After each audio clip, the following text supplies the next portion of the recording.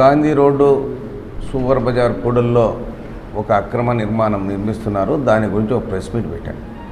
తర్వాత దానికి శ్రీమతి గరిసిపాటి లక్ష్మీదేవి గారు రిప్లై కూడా ఇవ్వడం జరిగింది.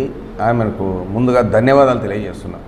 ఎందుకంటే ఆమె సూచన మేరకు సమాచారం తెలుసుకొని మాట్లాడాలని సూచించిన మేరకు నేను సమాచారం తెప్పించుకొని ఆ సమాచారం ప్రకారం ఈరోజు ప్రెస్ మీట్ ఇస్తున్నాను. మా లక్ష్మీదేవి గారు ఈ పర్మిషన్లు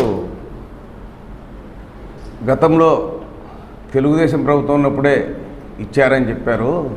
కానీ మీరు ఏమాత్రము మీ దగ్గర అన్ని విషయాలు ఉండి దానికి సంబంధించిన పేపర్లు ఉన్నప్పటికీ కూడా మీరు సరైన సమాచారం పత్రికల వాళ్ళకు కానీ ప్రజలకు కానీ పత్రికా ప్రకటన ఇచ్చిన నాకు కానీ ఇవ్వలేదు. మునిరత్నం గారికి అట్నే సచివాలయంలో ఉన్నటువంటి టౌన్ ప్లానింగ్ సెక్రటరీ కూడా ఇది డీవియేషన్ కాదు, ప్లాను లేకుండా అక్రమంగా నిర్మించడం స్థలంలో.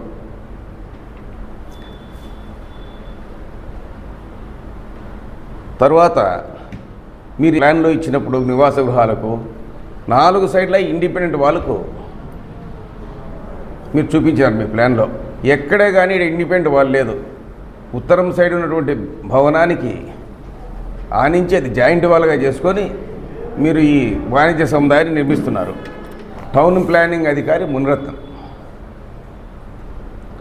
మునిరత్నం గారి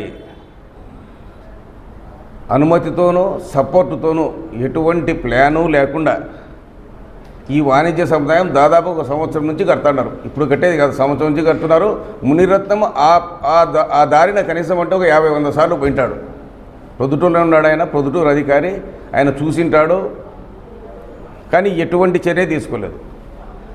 ఈ ప్లాన్ ఇచ్చేదానికి కానీ ఈ వాణిజ్య సముదాయం కట్టుకునేదానికి కానీ అప్పటి కమిషనర్లు రాధా రమణయ్య గారి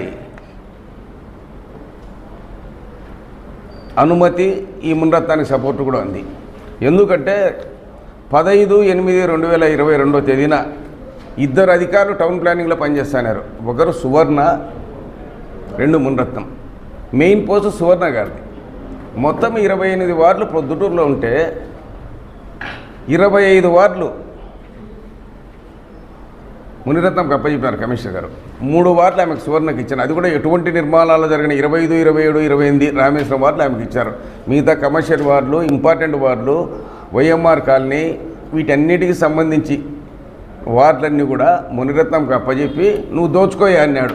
నువ్వు దోచుకో, మాకింత పంచుకో అన్నారు. ఈ మునిరత్నము ప్రొద్దుటూరులో ఉన్నటువంటి ట్రాఫిక్ వ్యవస్థను కానీ ప్రొద్దుటూరు ప్రజల జీవన విధానాన్ని కానీ అస్తవ్యస్తం చేసేదానికి ప్రొద్దుటూరుకు వచ్చాడు. ఇతను ప్రజాద్రోహి. సిరిపురాన్ని నిర్వీర్యం చేసినాడు.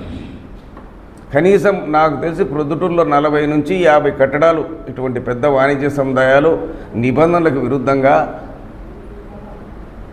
కొన్ని పర్మిషన్ లేకుండా, పర్మిషన్ ఉన్నా కూడా డీవియేషన్తోనూ వీటన్నిటి కూడా నిర్మించడం జరిగింది. కలెక్టర్ గారిని కూడా మేము ఏం కోరుతున్నామంటే వారు వచ్చి పర్సనల్గా ఒకరోజు ప్రొద్దుటూరు మున్సిపాలిటీని విజిట్ చేయాలి. రిక్వెస్ట్ చేసి ఇటువంటి అక్రమ నిర్మాణాలన్నింటినీ ఎట్లయితే హైదరాబాద్లో తొలగించిందో ఆ పద్ధతిలోనే ఇక్కడ కూడా తొలగించాలని కోరుతున్నాను.